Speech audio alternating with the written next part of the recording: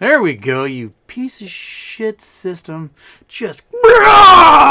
Okay, so, as I was saying for the last minute and a half and no one could hear me, every time I reboot my computer, it just like changes the mic setting, and I need to learn to just check that thing before I do anything, because, god dang it. Okay, so, anyway, I was saying, we've got this big monster here. This is Snoopy. He's a giant Pyrenees, Bernese doodle, and he is a lover, if very much so. He's just staring into my eyes. It's my sister's dog. It's too loud now? God damn it. It better not be too loud. Friggin'. It's all I can do. The sound is as far as it's going to go. I'm not touching the sound. So anyway, this is Snoopy. He's going to be staring at me for the next 6 months while my sister is on active duty. And, yeah. So, and Monkey is super jealous. She is just so upset there's no dog in the house. She's just like, get away from me. But he's just dumb. Big dumb dog. Yes, you are. You're a big dumb dog. Okay, so, what shall we talk about? We've got, we have the fact that the market, got little red days, but nothing that should be like what we're seeing in Asia, what we're seeing in Europe, where it's just going. We also have a problem where JP Morgan and Goldman Sachs are going around sanctions, and they are buying up everything they can in Russia. So, you guys probably just hear Snoopy in the microphone the entire time. No, that's my cola for later because I'm exhausted. So, yeah, Goldman Sachs and JP Morgan are buying up tons of Russian stuff that they should not be buying, and they're using foreign shell companies as loopholes to do it. The U.S. government, I think, is a little pissed, and they may sanction those who go around U.S. sanctions. So we might see some issues, some heads butting as a result of that stuff. But yeah, do I do anything else I'm supposed to add, Snoopy? I can't remember because you just keep like laying your head and drooling a puddle on my lap. No, not on the keyboard. No drooling on the keyboard. You can drool on the Carhartts. That'll work. So, yeah. I can just pet your ear and it makes it look like I'm just tugging on myself because no one can see your ear. Oh, yeah. I like that ear. Oh, yeah. Okay. So, I can't remember if I can say anything else, Snoopy. I come in and I think, it's this thing on the top of the show, and then I don't remember. Curious One, thank you for that super chat there. And then we got one from Matt Arnold. Hey, Houston, I have a friend with me. Can you explain MOASS of GME and AMC? I can't seem to explain it well. Thank you. All right. Greatest hits tonight on our Friday night. We have an issue in the stock market, and that is that people are allowed to sell shares they don't have. Now, traditionally, in the old sense, there was short selling where you figured a company's numbers weren't going to be that great, or the market for that particular field was going to die off, or something. They're going to be faced with resounding competition, and you could borrow the shares someone else owned, sell them at what you think is the peak, and then later, when the stock price collapses, you can pick up all those shares at a deal, return what you borrowed, and keep the profit. That was classic short selling. What ended up happening was, after we moved to the FAST system, which is the digital electronic trading system starting in the 70s, is that companies discovered they can just create shares out of thin air, naked shares, if you will. And with those naked shares, they can sell them. And supposedly, they're supposed to wait a little while and go out and find the shares when they're cheaper, and then replace the naked shares they sold with those shares that they found the market at a later date.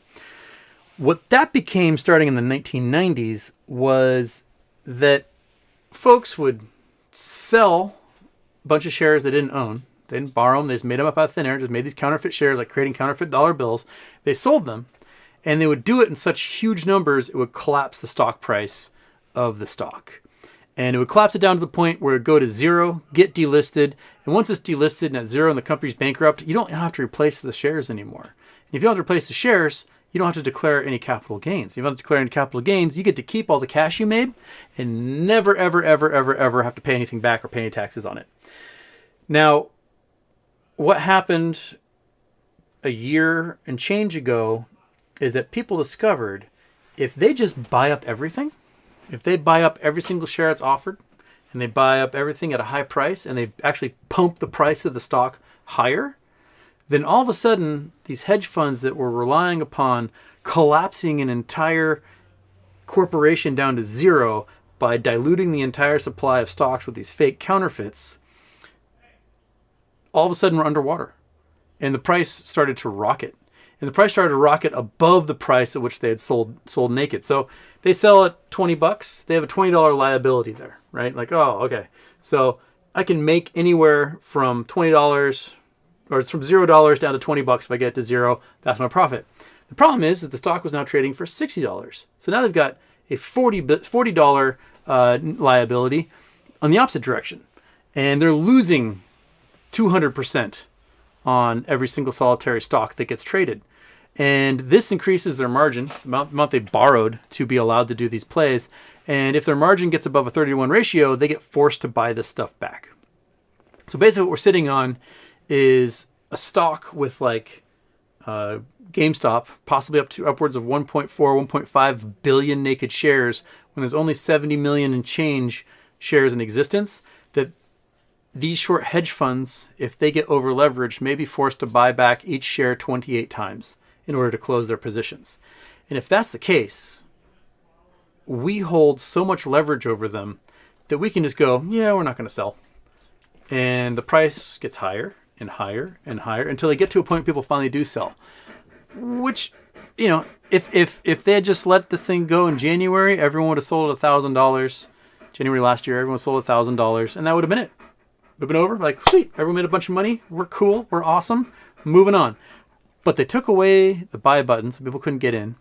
And then shenanigans started to happen. People started to look deeper and deeper and deeper into this, and realizing that it's way worse than just creating naked shares, that they're doing these weird swaps, they're trading debt with each other to reset their failure to delivers on stock, and they're, you know, owning entire information media where they're bad-mouthing stocks and manipulating retail investors. And now the price has gone up significantly, where if people want our stock, they're going to be paying retirement prices for every single solitary share, and otherwise we aren't going to give it to them.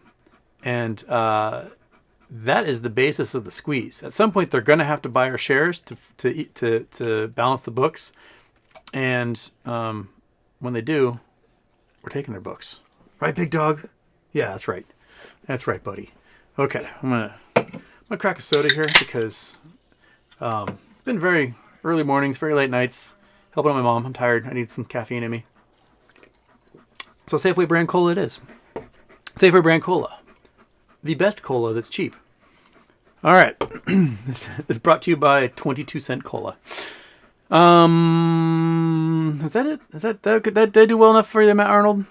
I hope so. Yeah, it's all right. It's all right for me. Okay. So, let us see here. Where are we? Okay. Oh, dude, you keep just sliming me. You are, you know, for a dog that's not supposed to shed, you really put a lot of hair all over me. Okay. Like how, you're a doodle. You're not supposed to be shedding. What is wrong with you? I think they lied. Cowboy Dan's Outlaw Gang. Hey, Houston. What? Oh, dude, no, don't put your face on the keyboard and then press weird buttons and all of a sudden, sorry, the dog is like operating the keyboard at the moment with his big, giant, drooly mouth. What happened to the question? Okay. Cowboy Dan's Outlaw Gang. Hey, Houston, what's the bull case for Metamaterial in 2022? Thanks for your time and dedication. Well, the bull case for Metamaterial is there's several of them. There's the fundamentals of the business, which is their factory and headquarters will be open soon, whenever they get the construction done, sometime this calendar year. And that's when they're going to be starting to produce products. They've got 140, 150 patents, somewhere around there, right? Somewhere around there. And a lot of it has to do with very small nanotechnology. They gobbled up Nano Security, which has a contract apparently with U.S. Mint for printing the new next generation bills, high-tech bills with little nanotechnology, things. And you'll start seeing their products in automobiles and heads-up displays and cell phone screens and self-tinting glass and cockpits and eyeglasses and all sorts of stuff. So that's the fundamentals behind the business, which is, very small, very fine technology. It takes very specialized tooling to do. They'll make a lot of it themselves. They'll probably license a lot of it to big companies like Foxconn or Samsung or whatever, and those guys will set up things and pay them out. I wouldn't doubt if they go into like IP trolling, because they have a lot of patents and might end up like, was it intellectual ventures? Is that the one in Bellevue? The guys that invent everything and then wait for somebody else to invent it later and then sue the shit out of them. Those guys. They could probably do a lot of patent trolling in the future. But the immediate bull case for it comes from their merger. When Metamaterials first went public, they went public in March of 2020 on the Canadian exchange.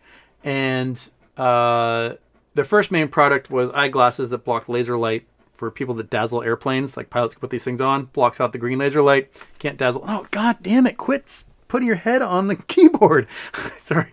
No, cancel that. I don't want to turn on. You almost did shopping. Oh my god, how did you do that? You hit like the M1 button and you almost bought something. How is that even possible? Okay. So, they made these glasses. The pilots were going to wear them all over the world. They were like, woohoo, we're going to make a shit ton of money. And then the globe shut down because of COVID. People stopped flying, and no, don't you dare. Their stock went. So, George, the CEO, he's kind of a wheeler and dealer. He's like, how can I save this company? Because we just launched our IPO at the worst time possible. And what he realized was, hey, maybe we should move to the NASDAQ. Right? Get our stock on the NASDAQ. Transferring over such a pain in the ass. So they looked for a distressed company that was about to get delisted, and they found one in this oil company called Torchlight. When everyone stopped flying, they stopped driving, oil prices collapsed, the land that Torchlight owned or has leases on for their oil all of a sudden was worth nothing, because you need $57 a barrel oil or higher to make that land profitable. And their stock price started getting shorted to shit. They got shorted down to 21 cents, and NASDAQ was like, get out of here. We're gonna kick you off if you don't straighten yourselves out. And so Metamaterial came to them and said, hey, get out of the oil business. We will assume your ticker. You can merge all of our shares, and you can be part of this new Metamaterials company. And Torchlight was like, all right. So the plan was they merge. Torchlight sells off all of its oil assets, and they offer a cash dividend to everyone that had Torchlight shares pre-merger. And they get a nice little cash bonus for their shares, and then everyone, all that becomes Metamaterial, and then goes forward as a Metamaterial stock, kind of like a SPAC. And what ended up happening was oil started to scream right about the time the merger was happening. So oil all of a sudden went past $57 a barrel, and the land all of a sudden became profitable for oil. And everyone's like, oh shit, we might actually get like $1 billion for this land. And that might mean like a $5 to $10 special dividend for everyone. Whoa, so this like oil company I bought for 87 cents might give me like $5, 5-6x that sucker. Fantastic. Okay, so what continued to happen was oil started to climb and climb and climb, and now we're at oil that's touched $130 in the last week. The land may be worth in the billions. They're projecting oil to be at perhaps $150 to $200 a barrel before the end of the year, which means the land that they're going to be selling, I think the dividend's going to be $20 plus. There's been some math showing it might be as high as $60. And if that's the case, everyone who spent their 87 cents on a Torchlight share is going to get $60 back for that. That's insane. I don't know if it's going to be $60, but that's like on the very hopeful side of that equation. I'm thinking the $20 plus range. And what the thing is that most of the Torchlight shares are owned by Metamaterial. So they sell this land. You and I that have the preferred shares will get some cash, but Metamaterials might get like $1 billion out of this. And if they do, they'll all of a sudden be sitting on $1.5 billion with no debt, a new factory opening, and being like the most known brand in this very small technology field.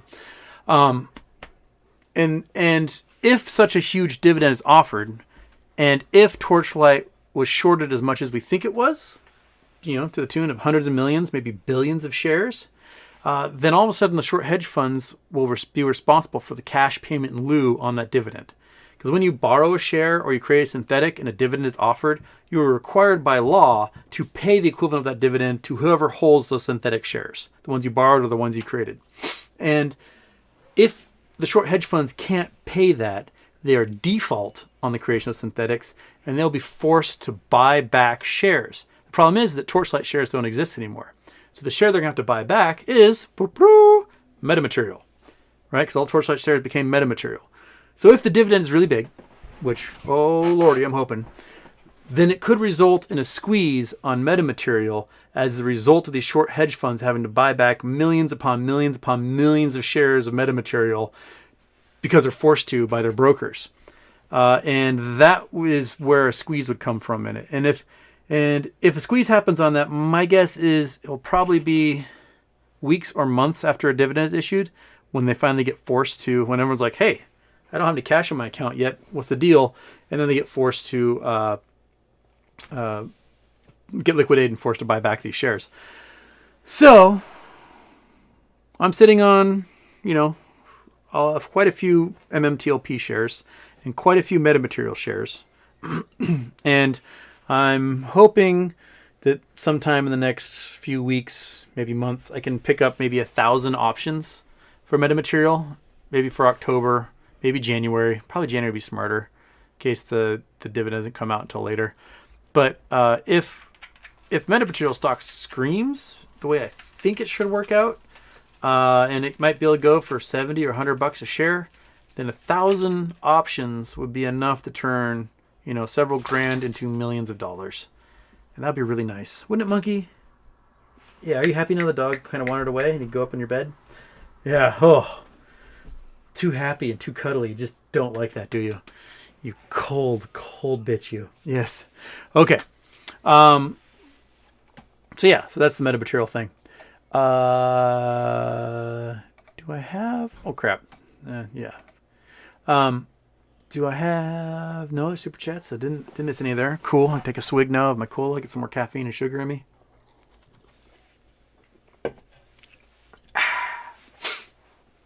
Okay. Oh, there's someone telling me to turn off my intro. Oh, there we go. Boom. Ha! Entire week. No double intro.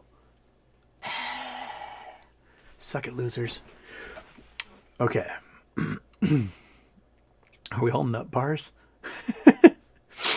Okay, online entity. Any opinion, explanation on how no OPEX run-up means failed margin call? Oh, dude, you're going to talk to a TA person about that. Because that's out of my zone. Yeah. You have to talk to some sort of TA person. They'll go on those deets, and because I just don't pay attention. So no, I'll sorry, online entity. I'm not going to help you there. Talk to Girk or Jamie or Rocky or someone. They'll draw you pictures, and I just shoot from the hip, baby. Pow, pow, pow, pow, pow. Okay, CY00071. Is there going to be a squeeze, or we have been tricked, AMC Jimmy? No. The hedge funds are doing exactly what the hedge funds are going to do, which is try to avoid paying out billions or trillions of dollars. It's cheaper for them to dig a giant hole of liability than it is to pay us anything. And they're going to avoid paying us as long as humanly possible. They're going to draw this out, hoping that you and me go, oh, I'm so tired of this, sell, and we forget about it, and they can drive this thing back to zero again. That's their goal. That's the only way they can survive this. That's their only play. They can't just take our shares from our accounts, because that's criminal, and no one would survive the class action lawsuits that would ensue. And so their only play is to get us bored and impatient, and sometimes squeezes take a long time. I personally thought this was going to go a lot faster, but the hedge funds have been a lot more cunning, and they've had a lot more superpowers at the ready to delay and just draw this out over time. And that's where we are. Okay. Now I got to scroll past all the no sound things. Shut up, no sound, no sound, no sound, no sound, no sound, no sound, no sound, no sound, no sound, no sound, No sound, no sound, no sound, no sound, no sound, no sound. No sound, no sound, you absolute fool. Sound, there we go. Let's take back. How long did it take me to notice? 6:47. So first no sound was 6:46, and I didn't notice until 6:48. There we go. It's the intro. Okay, as people saying the intro isn't working. Boom. Okay, so there we go. 6:48-ish, almost 6:49. Finally noticed I didn't have any sound, and I fixed it. So, two minutes and change. That's how long it took. All right. Snoopy looks like a border collie in there. Snoopy is gigantic. I don't know if he makes Monkey look really tiny. He's probably stands almost up to my hip. He's 100 pounds change. He's skinny. He's a big dog. He's a Pyrenees Bernese doodle. He's a lovely guy. My sister was like, "Oh, watch out for him," but so far he just stares at me with love and wants me to scratch his ears all the time. So it's pretty good. Okay.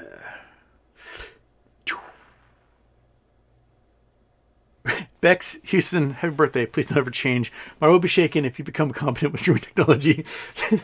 You guys just wait. If you guys get me to like 100,000 subscribers, I will be so smooth because I'll have a producer who, went to USC film school and hates his life and has to do my bidding for however I can afford to make him do stuff. And there's that big dog. There's that big monster.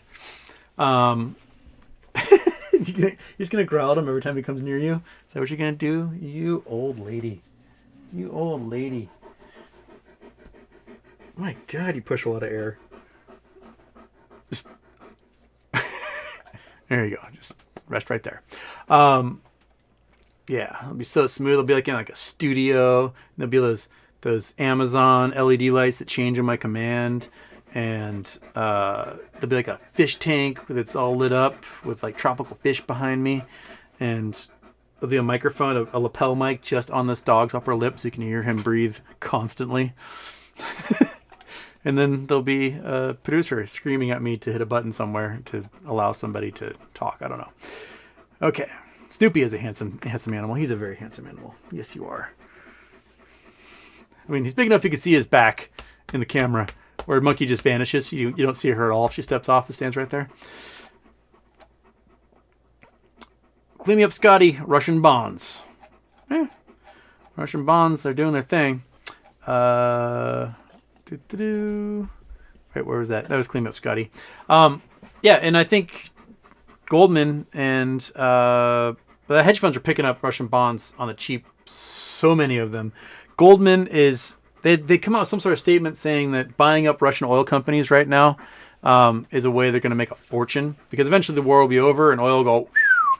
I think the idea behind the U.S. government is like, no, there's going to be no oil company when this war is over. It's going to start all over again.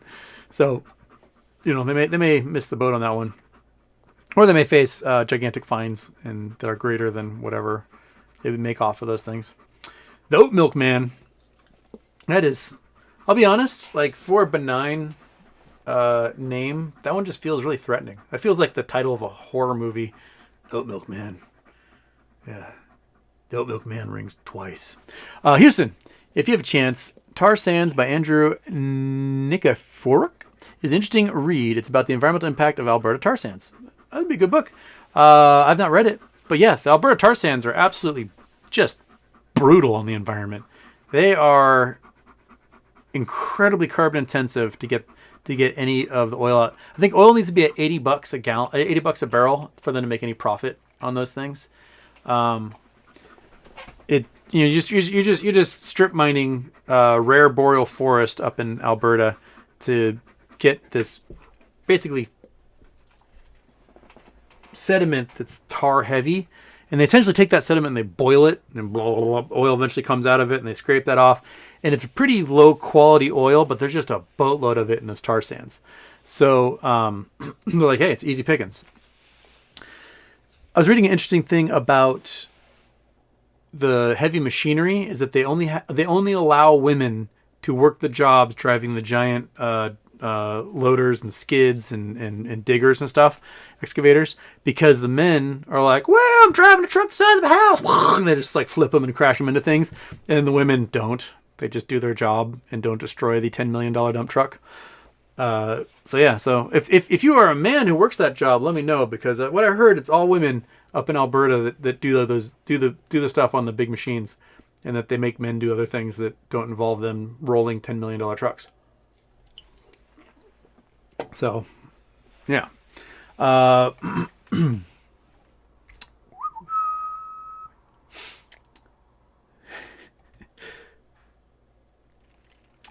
40-ounce Oracle. Houston, I listened to Murder the Private Health Insurance Company's episode, and while I got an MRI yesterday, medical tech is amazing. The machine looked like Stargate. Hope your mom as well. I mean, our medical technology is awesome. It is fantastic if you happen to be lucky enough to either have insurance or have your insurance company pay for it. I remember with my mom's first hip, there was a war. So my mom was a cancer care nurse at the Veterans Hospital for 30 years. And, you know, if you're treating veterans, if you're treating cancer patients, you're giving them radiation, you're giving them chemo.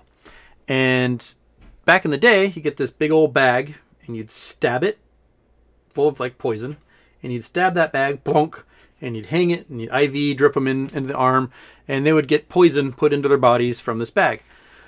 Well, it wasn't until about 20 years into my mom stabbing these things, you know, dozens of times a day with the needle that goes in there, that they're like, oh, yeah, we probably shouldn't do that, because every time you stab it, it sprays into the air, and then you nurses breathe it in, and it kills you.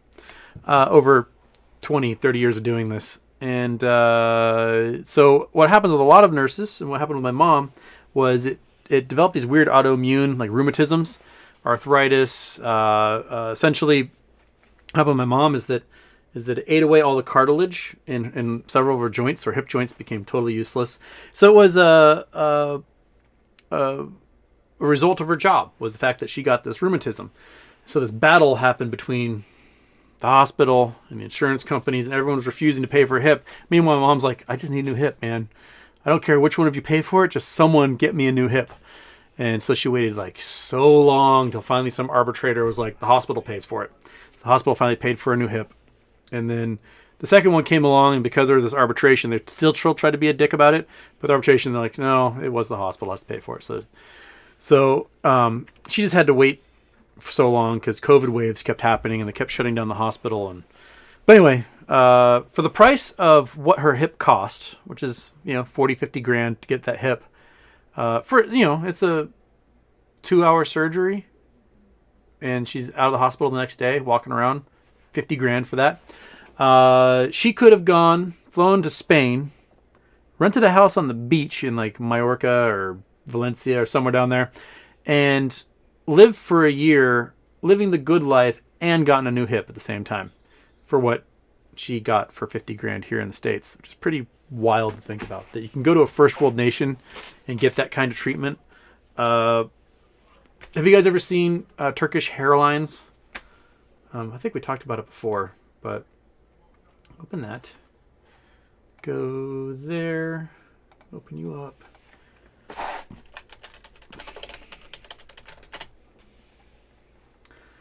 So, images. Let's go. Yeah, here we go. Okay. Scene. Chrome. Go there. That one. All right. So,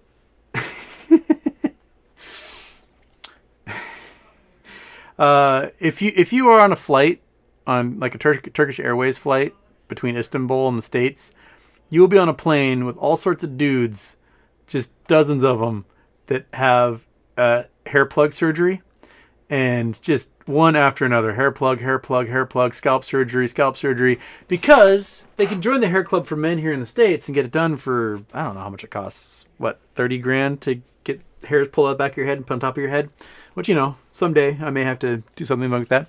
But for like a tenth the price, they can go to Istanbul, stay for 2 weeks, and get it done there. And so the flights are just full of guys who just got their hairlines done, because it's cheaper over there to be a member of Turkish Airlines. And it's just so many of them, just dozens and dozens of them getting it done. And I mean, personally, if I were to go save the money I would save would be to hole up in a hotel room for a few weeks until I didn't have to look like that anymore. Before I got on the plane as some sort of Frankenstein's monster, like, give me my free meal. But yeah, Turkish Airlines. Medical tourism, it's a thing. Yeah. I dated a girl who got a nose job done in Colombia. It looked like it. It's like she was very sweet, but it's like she's like, yeah, I got a nose job. I was like, ooh, your nose was fine, and now it goes off in one direction, and one nostril's bigger than the other. Okay.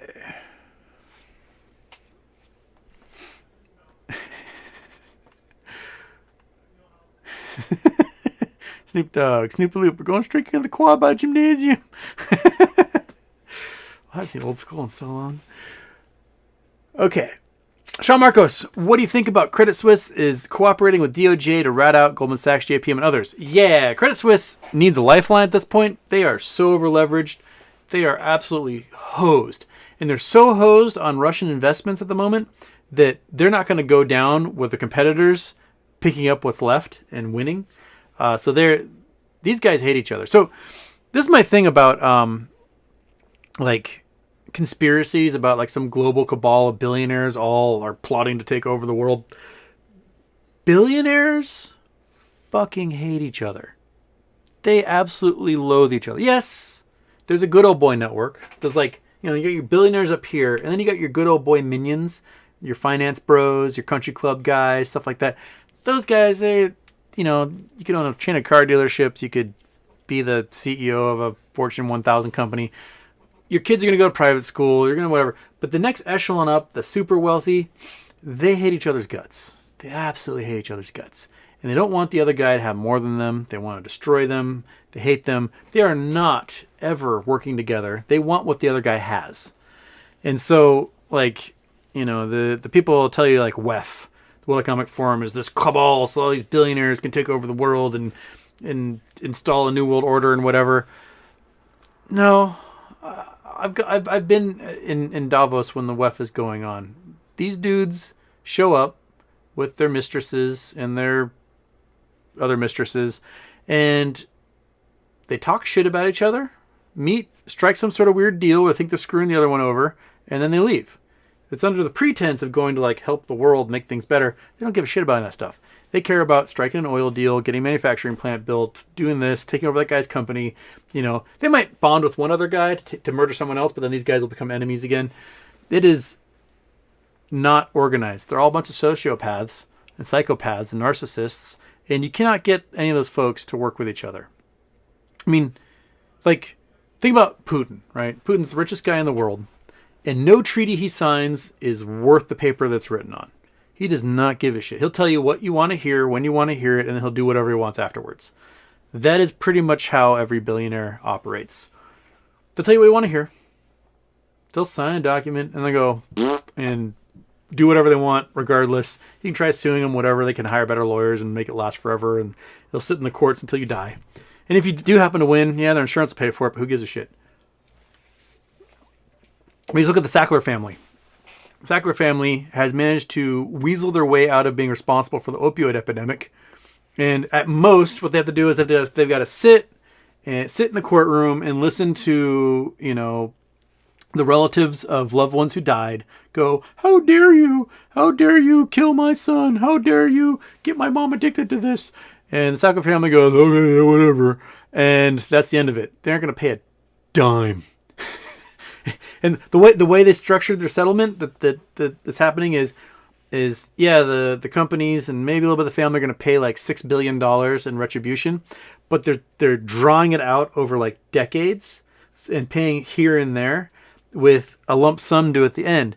But what they can do is they can take that $6 billion, put it into an investment account, have it make 10-20% over those 20 years, and then pay the $6 billion out of that, and they'll end up with more money at the end than they started with when they paid their fine. It's absolutely diabolical. But yeah, they don't care. They don't care about the world. They don't care about you. They don't care about me. They don't care about each other. They just want everyone's stuff. and they want to live the good life, and they'll do whatever they can to do it. And so, yeah, that's the way it is, man. Okay. I can't remember how I got on that. Oh, yes. Credit Suisse ratting out JP Morgan and others. Yeah, they'll do it. Because Credit Suisse isn't going down unless they can take everyone else with them. They're Putin. They'll drop that nuke, man. And that's what they're doing. Okay.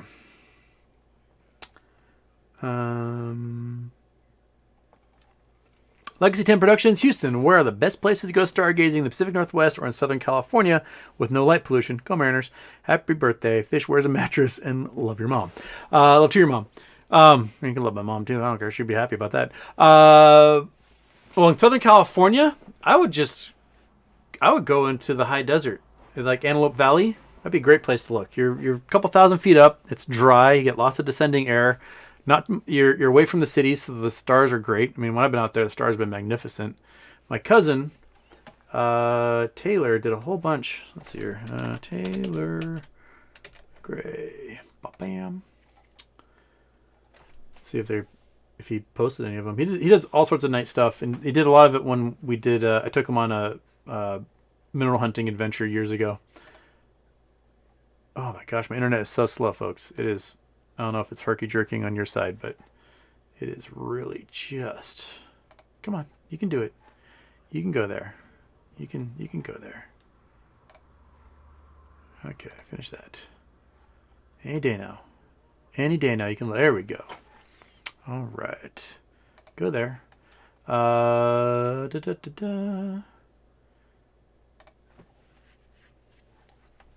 Let's see if he's got his... Do you have some of your Antelope Valleys? Might be in shorts. It's my cousin Taylor. He's a fairly renowned nature photographer. Self-taught. He had the cover of like Photography magazine when he was 15. He's sponsored by Nikon now, and then he like shoots. He is in commercials for them. So they film him taking pictures of things. Where are your night stuff, buddy? Where is it? Where's your cool time lapse? Portfolio, maybe it's under photography, time lapse. I don't know. We'll find out. Nature, human element. Probably nature, right? Nature. Deserts, creatures. Show me time lapse. That's definitely Peru. These are deserts we've been to. There we go. So this is Joshua Tree area. We went through here, so it's beautiful. I mean, it's absolutely beautiful. You get a little bit of light pollution off towards LA, but he does some really cool time lapses. He's got all these like crazy machines. The camera will be taking one picture every 5 seconds, but the machine throughout the entire night is like climbing up on an arm and slowly getting like the mountain tops, and does really cool stuff. And I have no idea how to find this stuff. But anyway, you can go to Antelope Valley. You can high desert, boron, outside of Barstow. Like you get like 30, 40 miles away from Barstow. You're pretty much far away from any of the light pollution. It's a good spot. In the Northwest, I mean, you can get your beautiful clear nights rarely out here, here and there throughout the month, and like the Pacific Northwest. Otherwise, you go to Eastern Washington and just find a spot in the desert out there. You're up a couple thousand feet, usually descending air, nice and clear, dry, very dry. You only get like 10 inches of rain a year out there once you get to the other side of the mountains, and that's where to do it. We have an observatory here on Bainbridge, but it's always cloudy here, so good luck with that.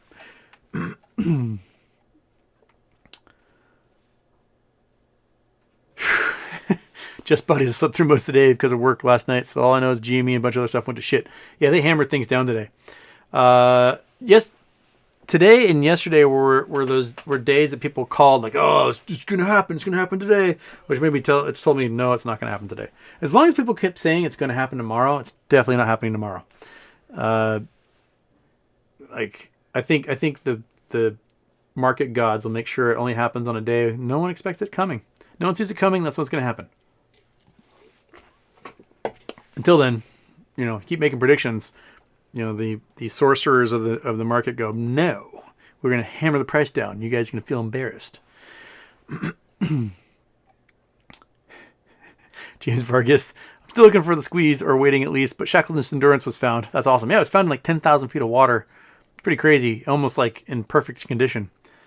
Fantastic. If you guys know Shackleton, he did an expedition to Antarctica, didn't make it. His boat got caught in sea ice and then drifted for 8 months or something in sea ice. I mean, they went through like the gnarly winter stuck camping next to the ship because the ship was breaking apart, and then eventually just sunk to the bottom and they got rescued eventually. But yeah, 1915. Sean Marcos, any idea of a nice ski resort but cheap? What are your thoughts on recent SEC suing XRP?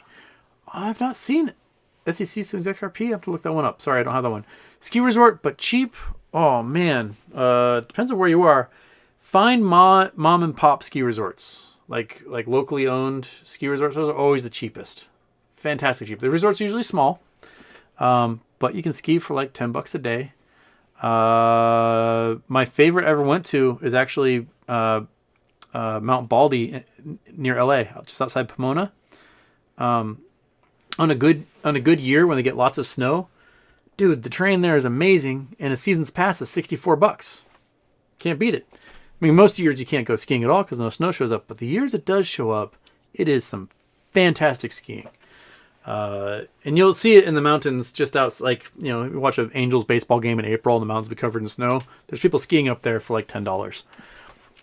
So little places like that have been gobbled up by like Vail Resorts yet.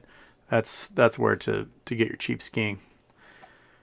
There's lots of them. In Washington, there's Loop, 49 Degrees North. I don't remember all of them. Used to be Stevens. Stevens got bought up though. Canada, there's Mount Washington on Vancouver Island. Is Revelstoke still independently owned? They may have gotten bought by the big boys. I've heard that place is awesome. I haven't had a chance to go yet. But yeah, there's a lot of little mom and pop resorts, and I highly recommend those. I want to do like a road trip someday where I just hit nothing but all these mom and pop places all across the U.S. and just have fun, party down with the locals. Okay.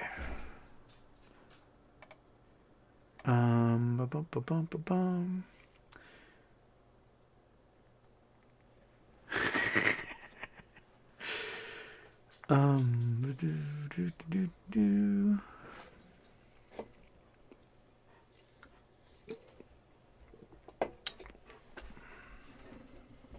Monkey, quick, ground the big dog. You little jerk. I know. You just stare at me with the big lovey eyes. Okay. Just in my head, can you speak more on the U.S. options for getting our astronauts that Russia might leave on the ISS? Falcon 9? Falcon 9. We can get a Falcon 9 in a capsule to the International Space Station and bring them back down. I'm not sure if they could program another trajectory for a Soyuz. Where they'd be like, hey, we're going to land somewhere that's not in Russian influence. Land in the ocean, I don't know. Canada. They can probably do stuff like that. But violating the Outer Space Treaty, the 1967 Outer Space Treaty, would be an act of war. Like harming the safety of an astronaut violates that treaty to such a point that it would require the involvement of NATO to kick the shit out of everybody. So Putin may threaten these things, but he cannot harm an astronaut without facing like a full onslaught of NATO entering this thing, and then we're at World War. So if Putin wants a world war, he will fuck with the astronaut on the ISS. Guaranteed. Like, it would be such an international... Hey, don't you try to drink my drink, you big monster. You'd have to be an idiot, an absolute suicidal moron to violate the 67 Outer Space Treaty. Do tit for tat in space with the astronauts. They're diplomats. They're literally called envoys of peace. You don't harm diplomats. You just don't. You don't do that. Unless you want to really, really start something. And so, yeah, Putin, if you're watching my program, you touch that astronaut, NATO Prime Directive goes into effect, and then that's it. It's the end of the world. So just don't. Just don't. Star Shopping 59, thank you for sharing your gray matter with us. May you and everyone watching be full of love and peace. Love a monkey butt and big dog for us. One intro. Not till the end. You'll get an intro to the end, man. Right?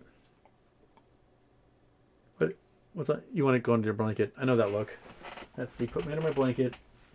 I have dissected a puppy dog stuffed animal. There you go.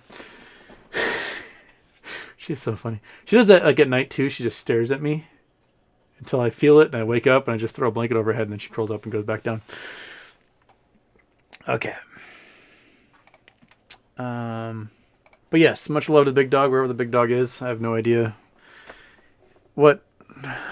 I have no idea how my sister raised this creature, but he's gonna get used to living here. Okay, there's Shackleton question. There's Falcon 9 question. Okay. Ted Tremendous, Houston, how did the stock market start? Who started this nonsense? I watched Road to Wellville, and I'm getting old charlatan vibes from the market made off and others. Road to Wellville is such a weird movie. Oh my gosh. I watched that movie, I think it was like 14. When I was at a friend's house. It was just a stack of movies I rented. We started watching it, and I was like, what the... Ferris Bueller's making a weird movie. Okay, so... How does the stock market start? There were markets prior to Wall Street.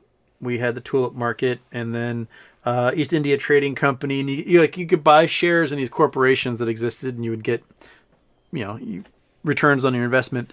The stock market itself, I think, happened under a tree.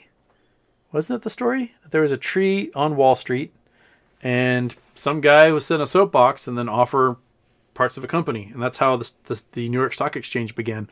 How it built from there, I have not looked that up. I should do more reading on that. Yeah. Investments are weird. Like, back in the day, there are so many shady investments. Like, you sitting under that blanket just whining?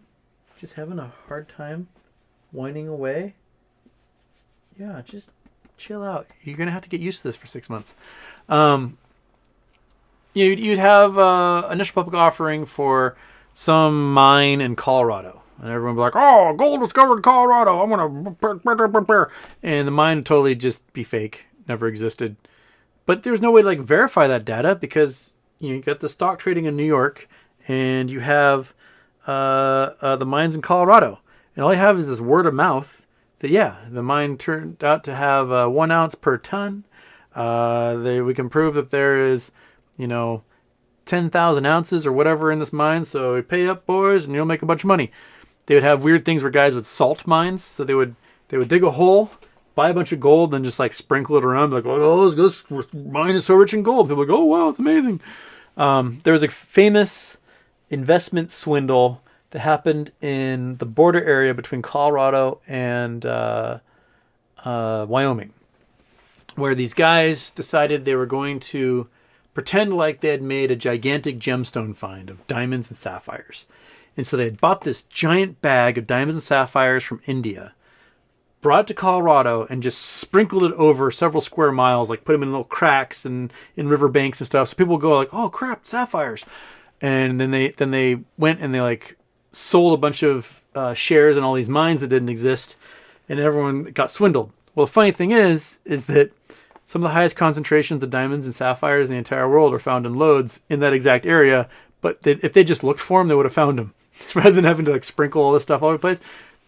Kimberlite pipes are everywhere there, and everything is practically diamondiferous. There's so many diamonds in that area.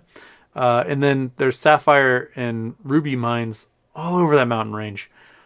It's everywhere. So they kind of, I don't know, they didn't need to do it. They could have made it a legit mine and made a bunch of money. I don't know how I get on these tangents. You're asking about how the stock market started. Started under a tree. That's all I remember. Okay, 7:30 already.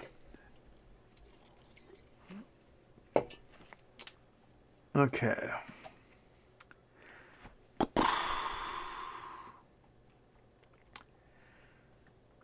David Wu, hi Houston. Do you know there's a theory GME is going to spin off NFT department to G America and destroy short and fake shares? Is it like MMTLP? Well, I mean, offering new shares in a stock that's not traded is, I think, a great way to trap shorts. And that's what BBig's trying to do, except they still haven't issued the stock they keep promising to issue. And I keep waiting. I've got my BBig shares waiting for them to be like, okay, here's your stock on our new side hustle. But yeah, I think it's a great way to destroy shorts. If they spin off G America and then make G America a wholly owned subsidiary that won't be traded on the market, that's a fantastic way to do that. So why not? Let's do it. Next Thursday? Is that 17th, right? Yeah, next Thursday. Shit. What time? I don't know if I'll be able to do a live stream during the call. May do a recap at night or something. But yeah, so there you go. Next Thursday we'll find out perhaps on their earnings call if they do anything cool. They haven't really announced anything cool on earnings call yet. I've been waiting every earnings call every 3 months for like say something cool and then nothing. Ricardo Pestic, Houston, have you ever tried to audition for a spot on The Amazing Race? I think it'd be perfect for it. No. I only have a vague idea of what The Amazing Race is about. Like, they have people that drop them off somewhere and have to, like, do tasks to somehow find their way to, I don't know, like get home or something. I'm not sure.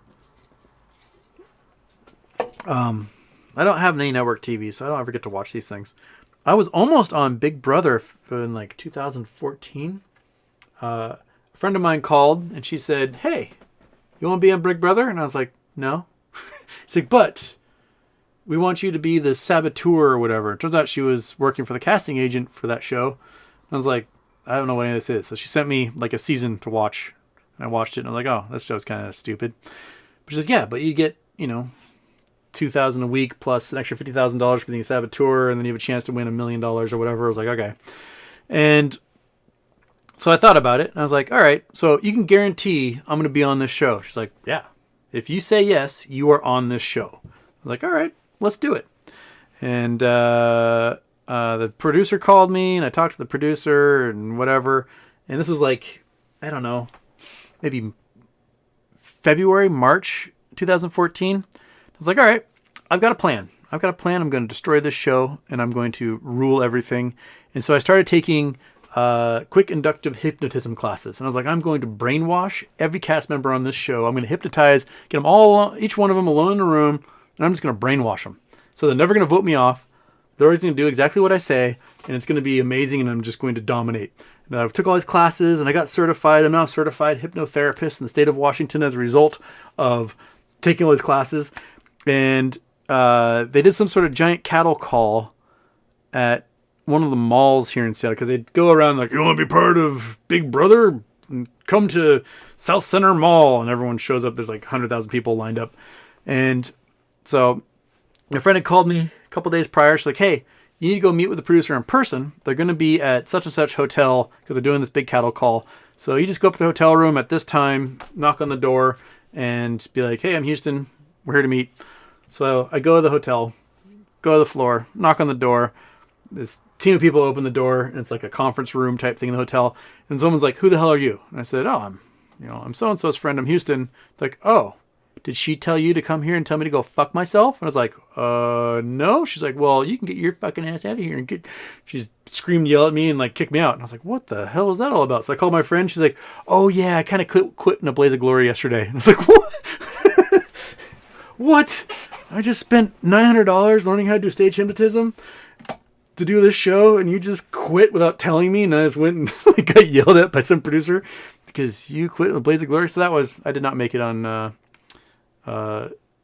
Big Brother. I would have hated it anyways. I really don't like watching those shows, let alone participate in one. But yeah, that was a weird experience. I made a website. It was called helphoustonwin.com. I had all these plans for if you were going to be on Big Brother, I'm going to tell you exactly what I would have done. So, A, stage hypnotism, brainwash all of them. Done. 2, my crazy shirts. I've worn nothing but Hawaiian shirts. And then I've been like, oh no, I'm out of Hawaiian shirts to wear. You guys should figure out ways to get me Hawaiian shirts. And I was going to have my nephews on Silk write everything they watch on the show and have a message board on helphoustonwin.com. And he's going to write down like who the people are against me, whatever, blah, blah, blah, blah. And they would sew it inside the pocket of the Hawaiian shirt and then have a drone drop it in Studio City into the back lot where that little backyard is in the show. And I would have been like, oh, look at that. My fans got me a Hawaiian shirt. Silk thing. Oh, look at that. Oh, that's all. And I would have all the info I need. I would have gone pure diabolical and I would have dominated those folks so hard. But I never got there because Nadine, you fucked me, Nadine. I would have been on that show if you hadn't quit in a blaze of glory, Nadine. All right.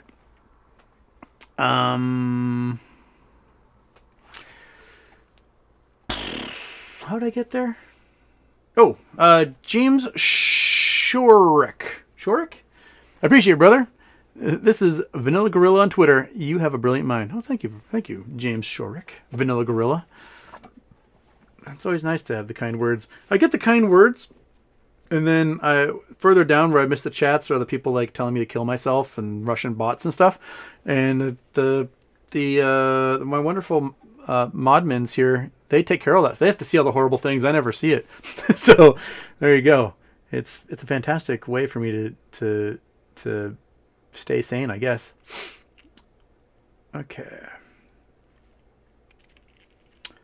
Jason Blackwell, Houston Palarcus is having a conference call. It's George, the CEO of Metamaterials, having a conference call regarding MMTLP shares. At the end of the month, my gut is telling me a sale of the land has happened, and he has a firm timeline and now to spin off a payout. Yeah. I think it's supposed to become Oil Co. before the end of the month. Regardless, so maybe a very short-lived company, and poof. And I'm okay with it going poof because I would like, 20 to 60 grand to be able to then buy a bunch of shares and a bunch of options and, right? That's what we want. Okay.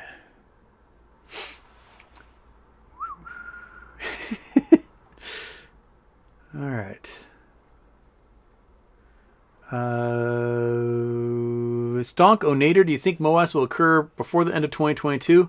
Well, judging from the fact that a whole bunch of hedge funds are blowing up due to Russian investments, BlackRock lost, 17 billion so far on Russian bonds, which is chump change compared to their Chinese bond holdings.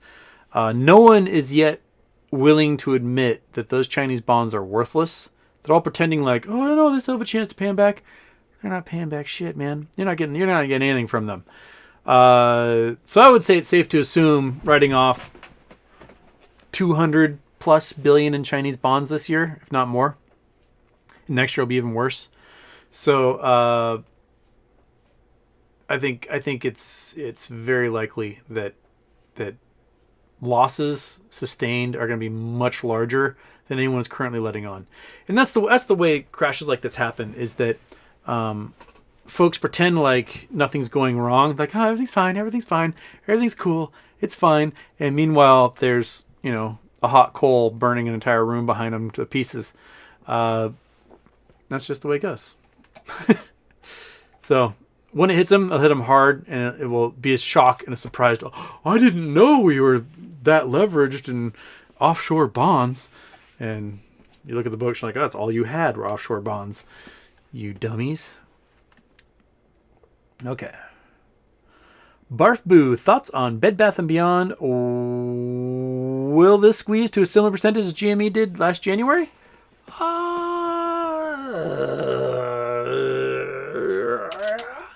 I think this time around, hedge funds are somewhat inoculating themselves against an unforeseen baby squeeze.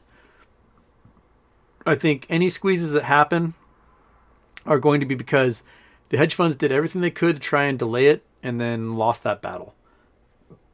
And this comes from, the fact that they still have the ability to do all these equity and debt swaps. They still have the ability for market makers to ignore FTDs. They still have the ability to generate naked shares. They still have the ability to manipulate puts and calls and the crypto market and generate quick cash to increase their margin. I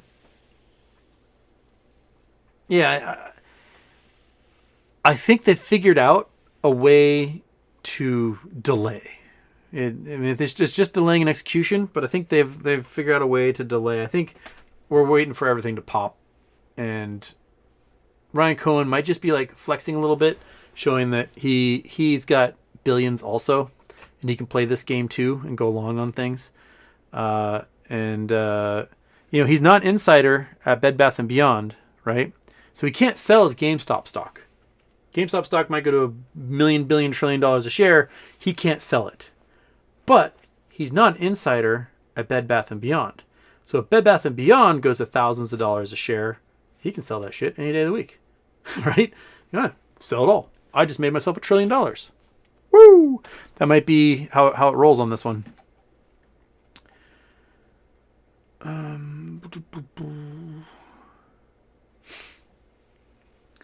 Always on. Houston, do you think with all the politicians buy war stock early on helps the case to stop their trading or nothing they do matters since they make the laws? There's quite a few. Unusual Whales has always points it out. They do a good job with that. But they pointed out that a lot of these people privy to Russian intel about, there's a moth flying around my room. Get out of here, buddy. That a lot of these guys went heavy on oil recently and knew that oil is going to spike as a result of this conflict. And they've made a fortune. I mean, anyone in the U.S. government, anyone in Congress will beat the SPY day in, day out. The best traders in the world are sitting senators and congresspeople. They rule that area. There's not a trader in the world who will be able to average a higher return than anybody who sits in Congress. They literally know who's getting contracts, what markets are going to collapse as a result of these things. They know, I can short a bunch of Russian bonds right now and make a fortune. They'll do it. Which is why, and hopefully, I think next week or week after, they're going to start hearings in the Senate on banning the trading of stocks by elected members of Congress and their families, which I think would be the best way to do it. There's a very, very teeny tiny small chance that they're going to get this through. I doubt it, but it's very small that they're going to go and actually do the right thing, which, would be wonderful. But you do have weird elements in agreement. We've got AOC and Josh Hawley both in agreement that they should stop trading stocks in Congress, which is like, how do you get those two to agree on anything? Okay.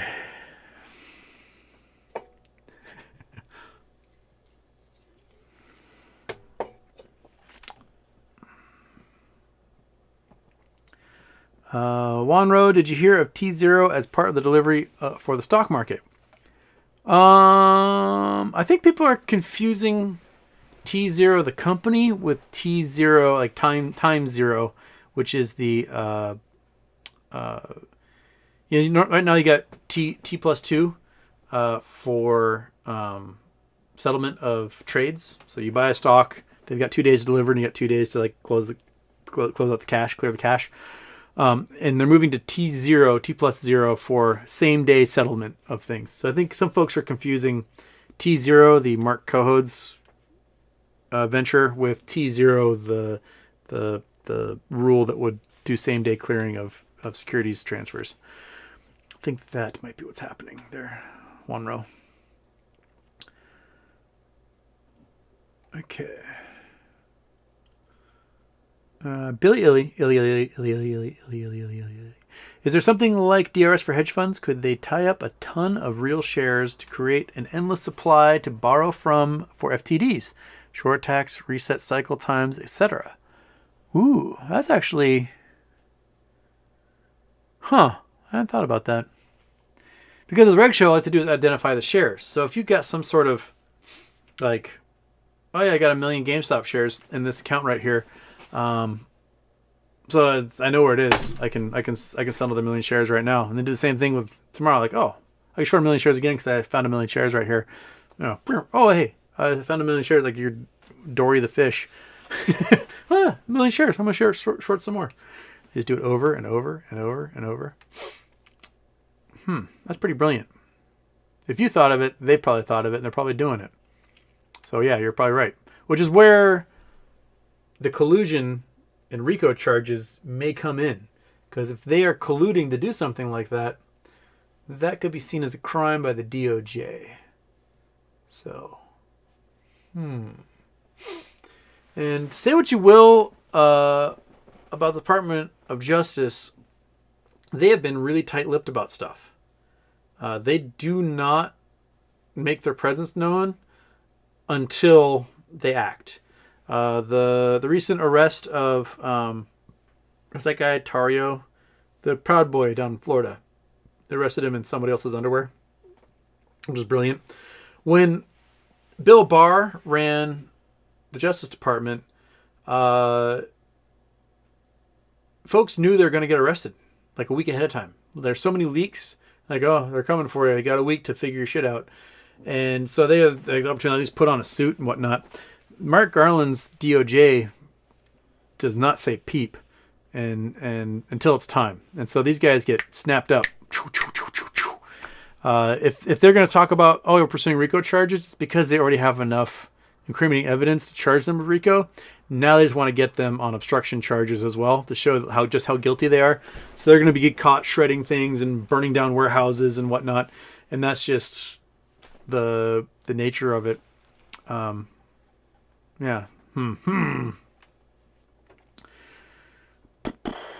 Okay, I am going to scroll a little ahead here.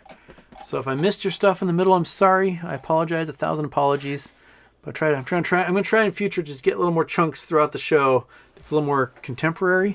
So I'm not just stuck dealing with stuff from an hour ago, which is usually how I go. I'm going to try something new. So if I missed chats, I am so sorry. I apologize. 1,000 million billion apologies. Okay.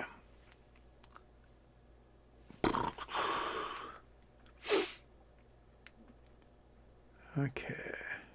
Oh, people talking about snowmass, ski resorts. There we are. Coffee, Donuts, and Homer. Any thoughts about our buy the dip helping the GME shorts to keep this thing going? What if we hold, let volume decline, and the price drop? Institutions buy in. It'll be crazy. Just buy through lit markets, man. That's all I have to do. Just buy through. If you're buying through a dark pool, you may be helping the short hedge funds. If you buy through a lit market, then that share price is getting reflected. If you don't buy the dip and you let the share price drop, then the short hedge funds can afford to close their positions. So anytime you hear a theory about not buying and holding anymore, then you are probably hearing it through a hedge fund person who's like, yeah, man, you should totally not buy the dip. Don't load up on more shares. You wouldn't want to ever do that. All that would do is help the hedge funds. No. The hedge funds get more liability. Every time you buy something, the hedge funds have more liability. And that's how it works. Yeah, as a market maker executing trades, yeah, Citadel technically, makes a little bit of scratch on that transaction. But remember, Citadel has 65 billion plus trades they have not settled that they still owe. That's $65 billion in liability that they're supposed to do in 2 days, and they don't. They could just generate synthetics. Plus, that does not count the equity swaps. The equity swaps that the hedge funds are doing. So Citadel dumps a bunch of naked shares in the market, and they put in this equity swap. And then the hedge fund releases the equity swap from the market maker. So the market maker doesn't record any of those short sales as non-delivered. And the hedge fund doesn't have to record any of those short sales as non-delivered because they're not their short sales. So what ends up happening is they generate a huge number, probably, I wouldn't doubt if it's 10, 20 times what their actually listed failure to delivers are in these equity swaps to hedge funds. And no one has to report how many shares are on those things. And it's just a mass liability for everyone involved because the hedge fund can't pay it. The market maker stuck with it, and then they won't meet capital requirements. If they don't meet capital requirements, they lose their market maker status, and then they get liquidated. Which is what we have right now is we've got a liability bomb, and this liability bomb has been brewing for 30 years plus everything that happened in '08 added to it. They still haven't closed out a lot of that stuff. You can still buy mortgage-backed securities from Lehman Brothers, from Washington Mutual, from tons of companies that don't exist anymore. They're still out there, trading at pennies here and there, and they still have a whole bunch of liability attached to them. I'm talking like hundreds of trillions of dollars of liability that someday, somewhere, somehow has to get balanced. Purportedly stupid.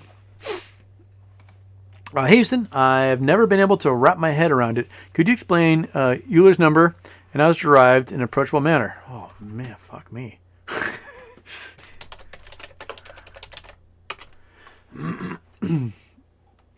Okay.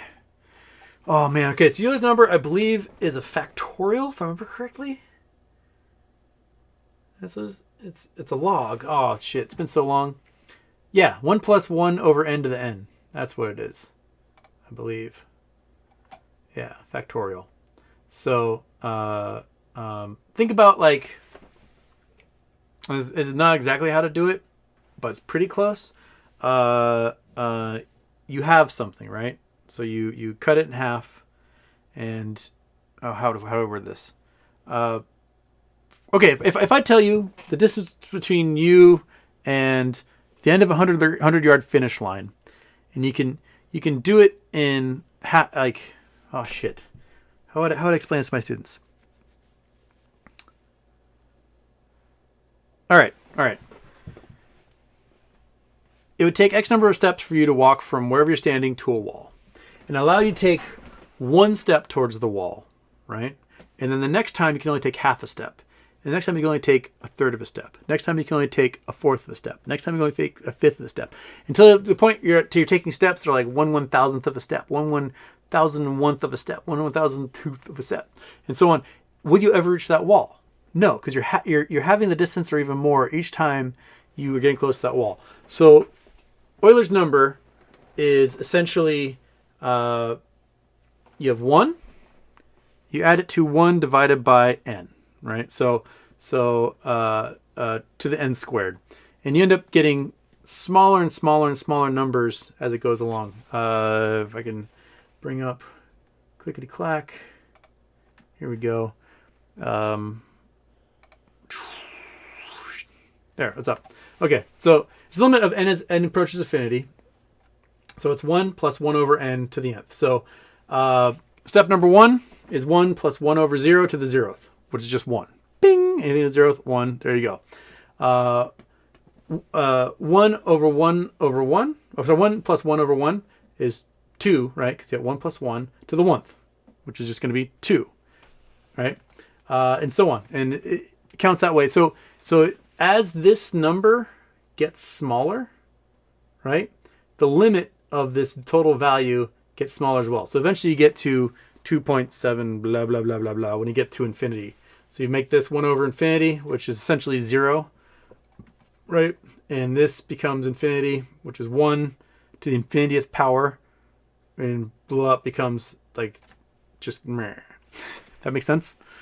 I don't know. I might have to like draw it on a board for my brain to really truly paint the picture for you. But that's essentially it. That's E. And then the weird one is, what is it? E to the pi I. E to the pi I equals 1? Shit. What was that one called? I can't remember my real analysis class. E to the pi I. Yeah, e to the pi I. E to the pi I plus 1 is 0. That's what it is. Which is one of the weirdest equations in the entire world. So the 3 weirdest constants we have is 0. Yeah. A friend of mine had this t-shirt in college. And it's just weird. It's weird because I is, square root of negative 1. So you have Euler's number to the negative 1th pi power plus 1 gives you 0. We won't have to work over that one for you guys. Plus, I don't want to whip out the calculator, but meh, see? Okay.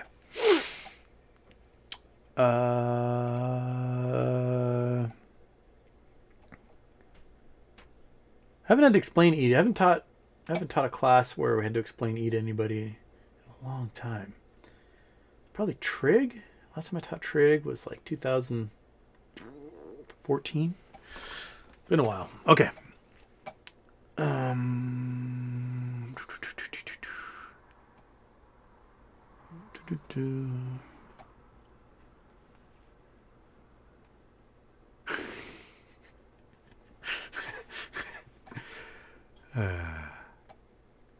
All right.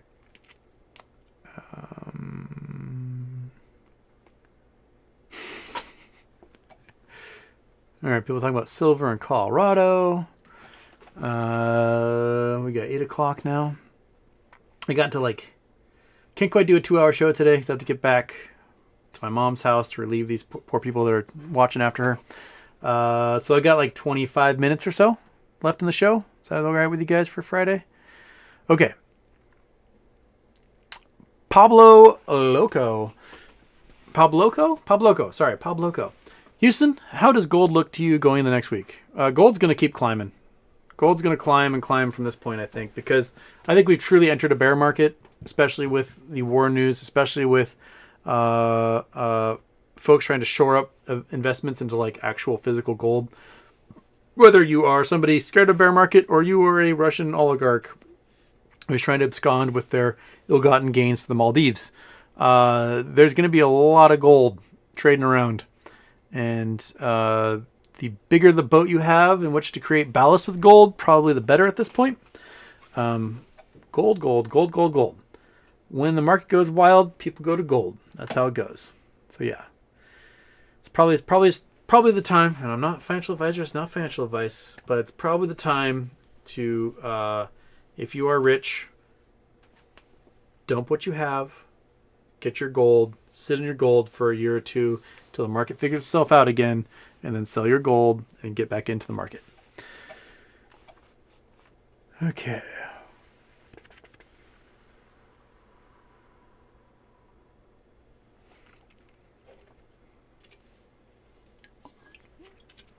Tyson B, remember when you had a mental breakdown last week about getting vaxxed and now COVID is over? Yeah, COVID's not over. Did you check out the data in Europe? BA2. Germany has just passed their Omicron spike. The cases are screaming again in the Netherlands. They're up in Switzerland. They're up in France. They're up in Greece. They're up in the UK. BA2 is on the way. And BA2, if you've got infected with Omicron, your body does not recognize BA2. So you have no natural immunity whatsoever. Just in time for us to get rid of mask mandates, BA2 is coming. And everyone's going to get it again. The peak's going to be just as high as it was with Omicron. And it's more deadly than Delta. And it's more infectious than Omicron. So, oops. Wear your mask. Try to avoid people when you can. There you go. Okay.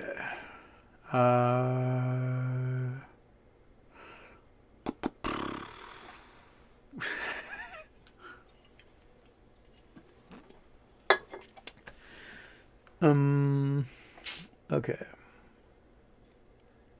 Rusty Nail. I had 20-60 grand once. There was this thing called AMC. I can just picture you just looking off in the distance. There's some seagulls playing across the shore. And you just imagine a happier time when AMC was $77 a share. Before it got diluted by everybody and hammered down into the ground.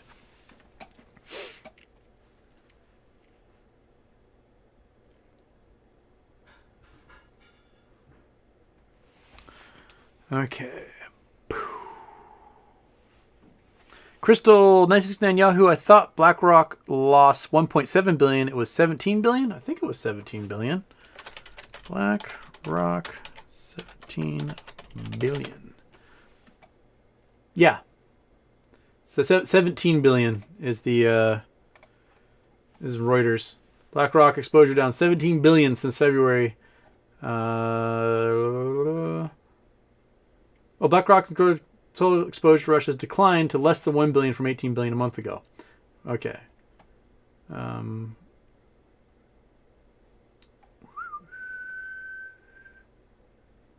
Maybe they sold off the Russian. Oh, they must have been selling off ahead of time. Sorry, I may have read that wrong.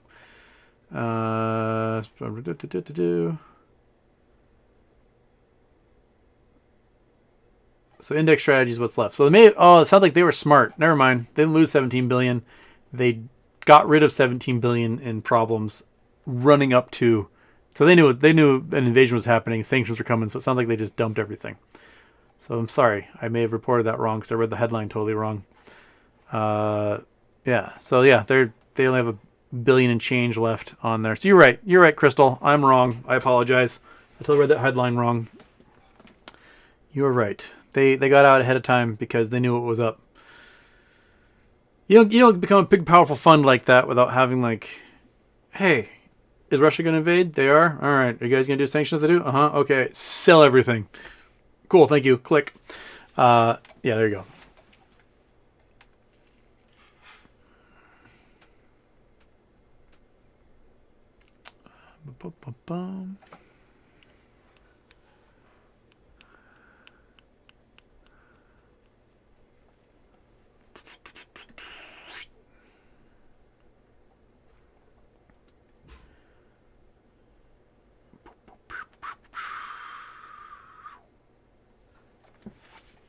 Nut Muffin. Fantastic name.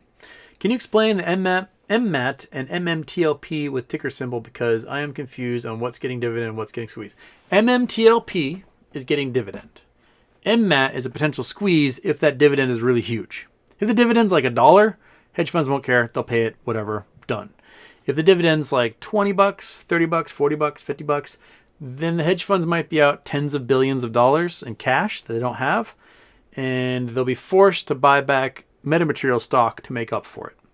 And that's the potential squeeze on that one. That's how it is. MMTLP dividend, MMAT potential squeeze. All right, one last sip of this guy. That's all the caffeine we got, folks. Now it's under the water. Hydrate. Okay.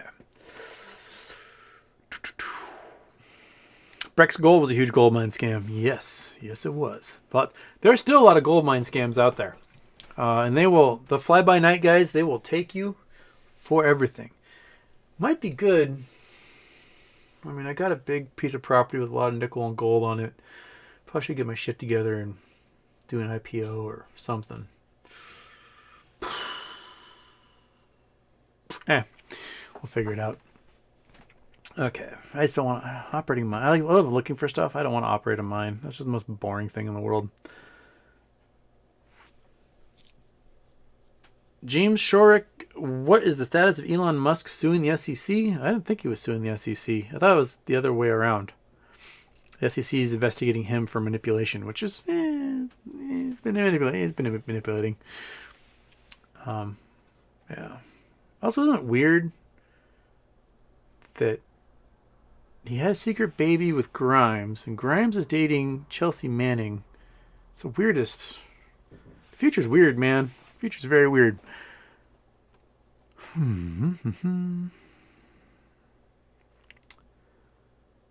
Rusty Nail is synthetic. If everyone tried to trade their paper stock for gold bars, there would not be enough to cover them.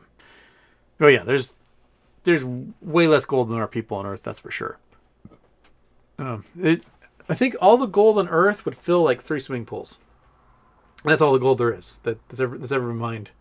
That would change with space mining because we'll be able to get one of those big iron asteroids, and there'll just be trillions of dollars in gold in one of those suckers. That would change the entire equation. But until then, there actually isn't that much gold. There aren't too many actual physical uses for gold. They're fantastic conductors. Because it doesn't rust, you can use it great for teeth and things like that. It's a noble metal, so it's not going to react with your body. You're not going to have allergies to it. It's not going to attach itself to your spinal column or something and give you weird neurological diseases like mercury or lead would. So it's pretty rad substance in that regard. But its value is in the fact that it doesn't patina or rust. So, you got a shipwreck, and they find it 500 years later. All the gold is shiny, looks like gold, and all the copper and silver is just this rusty garbage that's completely useless. And so it holds its value because it doesn't patina. And that's why people see it as like this preserved value thing. Plus, there's a weird thing that happens with your lizard brain in gold, and you go, gah, when you see it in its raw form. And I don't know what evolutionary factor it is about seeing shiny objects, but we must have it. And it's weird. It's a weird phenomenon.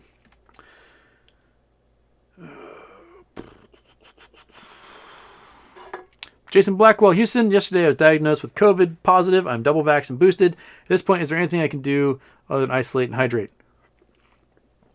I mean, you can probably seek out antibody treatment, monoclonal antibodies.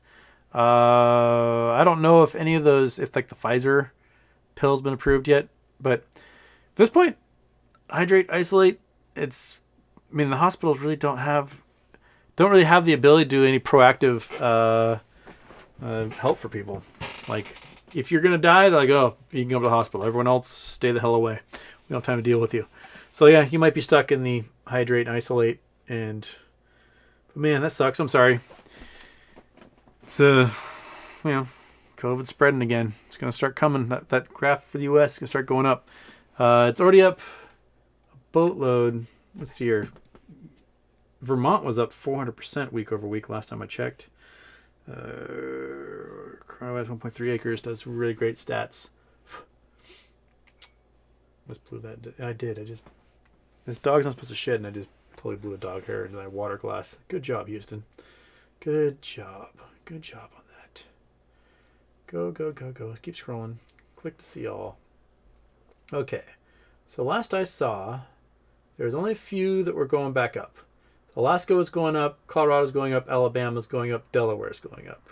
Connecticut is going up. Most places in the U.S. are still going down.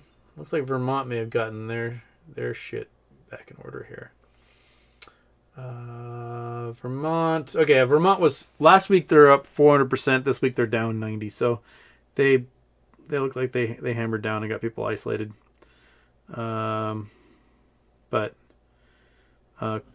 Yeah. So, but Europe's starting to spike again, and they're right now I think a bellwether for us because they got hit a little bit ahead of when we got hit with Omicron. So we're staggered behind them. UK got Delta first before we did, and then we got Delta like a month later. So, yeah. Okay.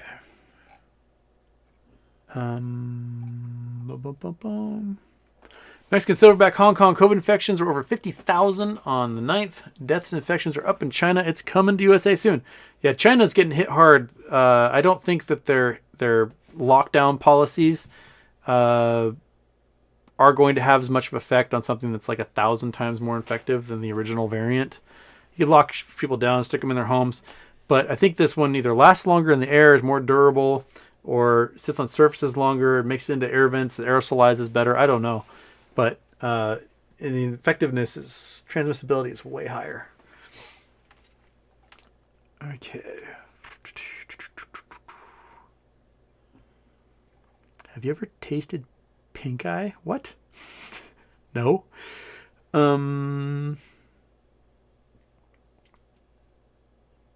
James Kelly, we're looking at a market clash to finally force them to cover. That might be at this point, unless GameStop does something squirrely with dividends and whatnot. That looks like what we're probably going to have is inflation. Yeah, inflation at almost 8% for last month. It's going to be even higher for this month for sure.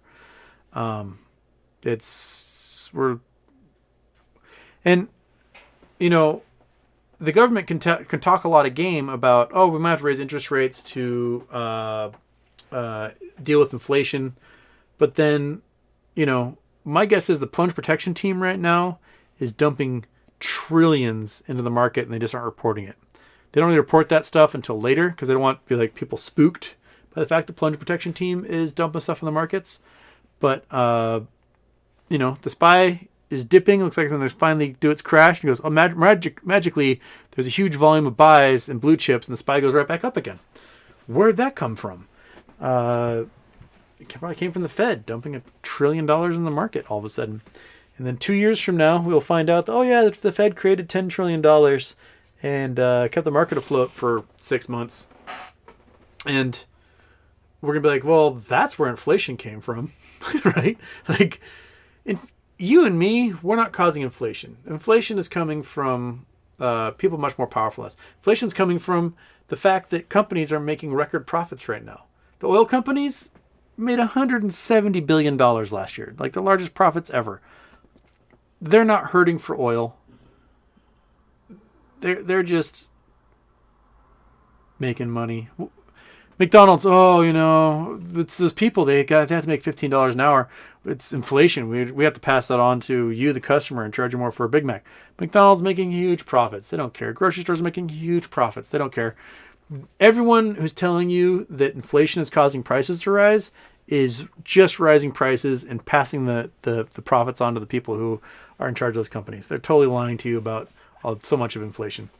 There are some issues, you know, supply chain issues. Those are happening especially with consumer electronics and semiconductors and whatnot, which is why, you know, a lot of the electric car companies right now are like stuck in this limbo and can't deliver anything because a company like Mullen, which is a short thing people have to look into, each one of those cars needs over 2,000 semiconductors to work. And they can't get any semiconductors from anyone. So they can't build any cars. Rivian can't deliver any trucks because they don't get any semiconductors. Tesla can't finish the Cybertruck because they can't get any semiconductors. Even the traditional gas-powered cars require so many semiconductors that they just can't deliver any to the car lots. So new car prices are in incredible demand right now, which is causing used car prices to shoot through the roof. So now you can buy a used car for way too much money and then not be able to afford to fix all the problems that are with it.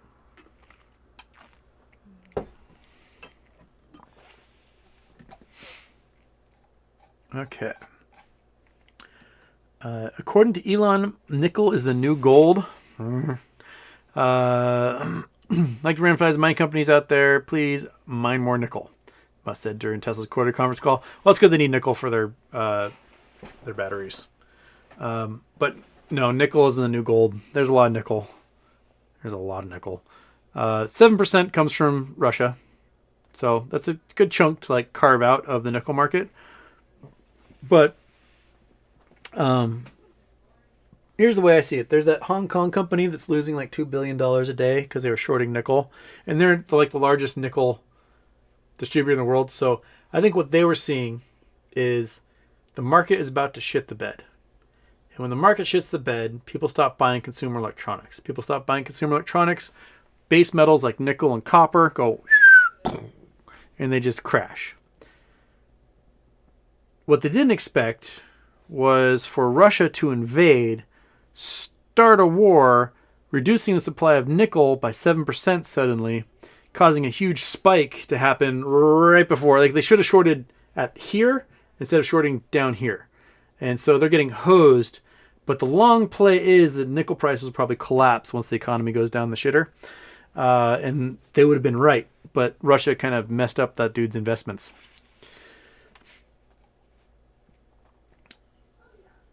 Okay.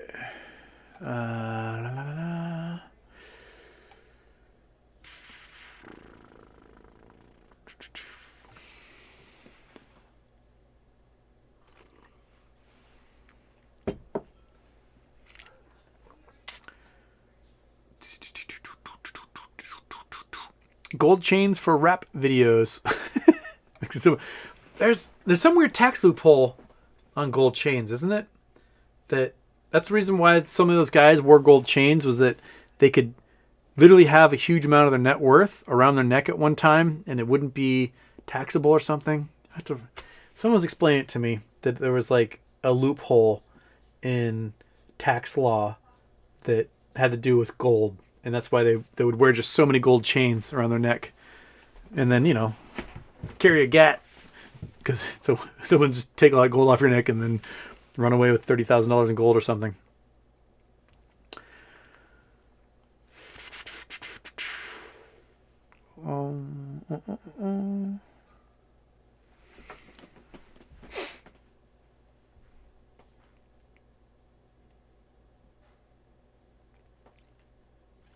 Star sand recovery sounds similar to cleaning resin out of a bong. All right.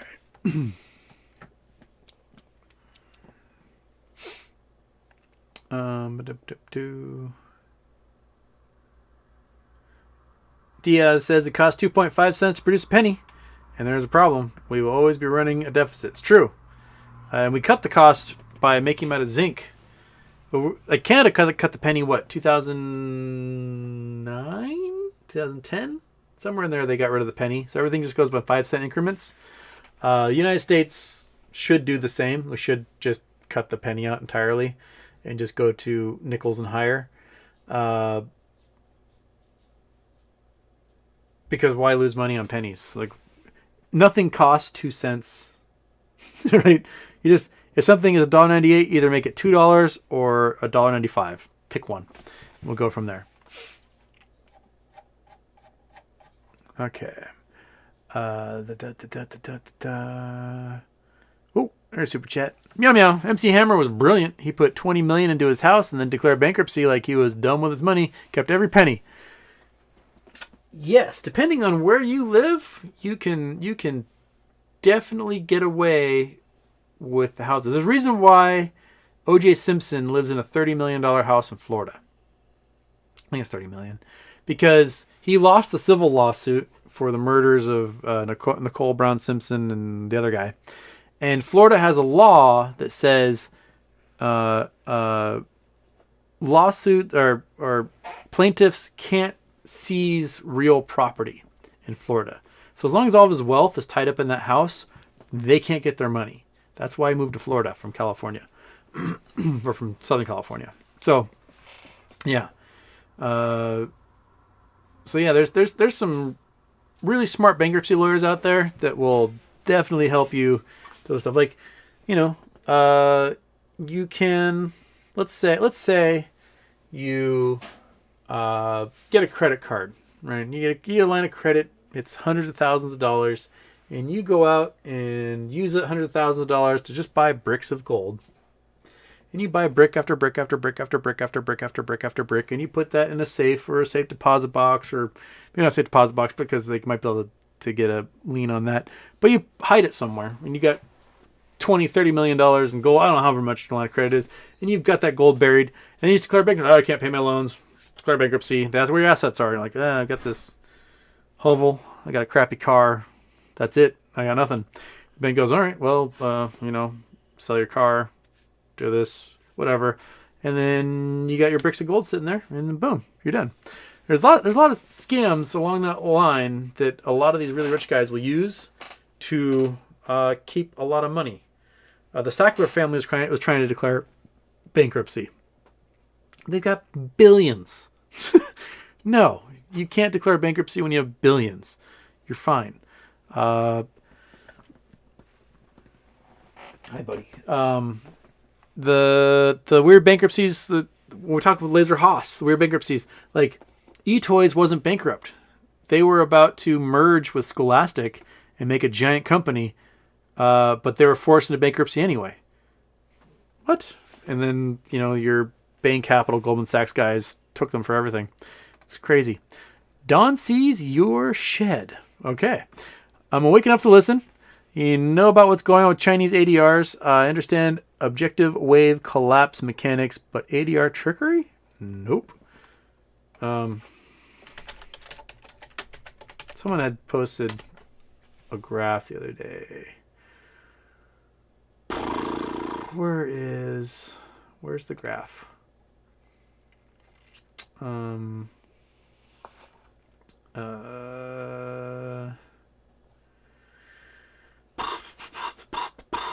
mean, there's CDRs in China, right? Chinese deposit receipts, not ADRs, American deposit receipts.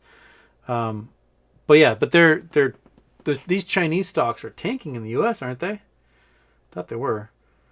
Chinese stocks suffered worst sell-off since 2008. That's yesterday on Bloomberg. Chinese stocks are down sharply.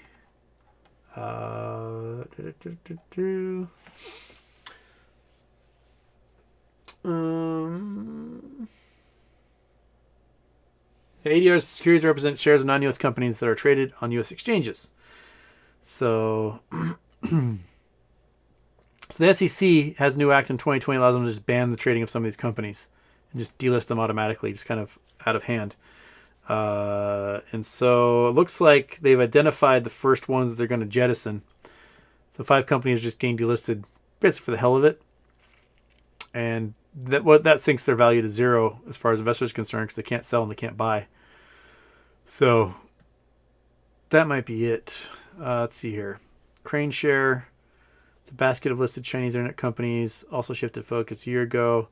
75% was U.S. listed. Now they're only down to 34%. With the rest from Hong Kong because they lost a bunch of those guys. I don't think it's as big as China saying, like, hey, we can't pay the bonds will be. But, yeah. I think you're right. I think you're exactly right, Don. That Chinese ADRs, they're going down in value, but it's because they just keep getting booted from the system.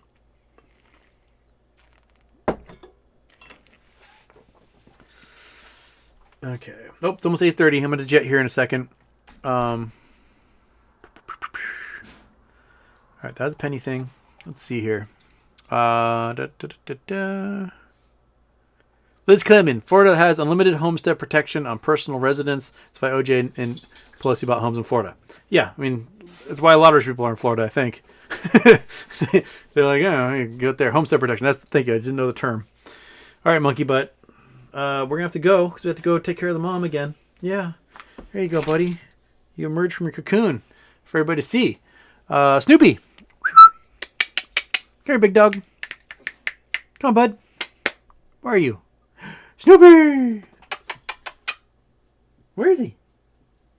Did he leave already? Is he gone? Is he sleeping hard somewhere? Well, anyway, Snoopy says goodbye. I'm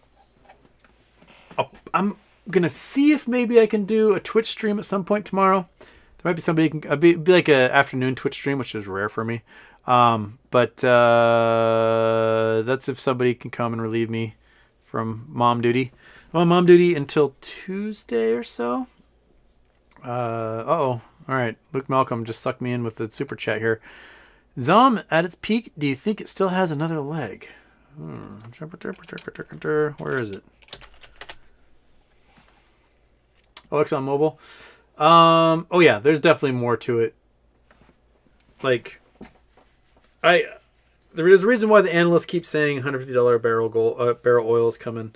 If this war escalates, expect the price of oil to rocket even more. And yeah, like right now, Exxon's at 85.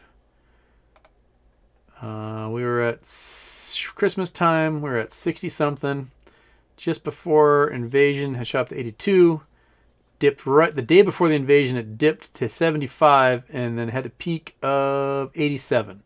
So we're sitting at 84.92 right now. Yeah, I can go more. What they're going to reveal gigantic, year-over-year profits, and because they're making huge amounts of money right now. So yeah, I think there's more legs on it because I think there's gonna be more oil shenanigans coming. So yeah, all right. Monkey Butt and I have to go, and Snoopy, wherever Snoopy may be. We're gonna have to go. We're gonna have to jettison and give you what you want, which is one of these.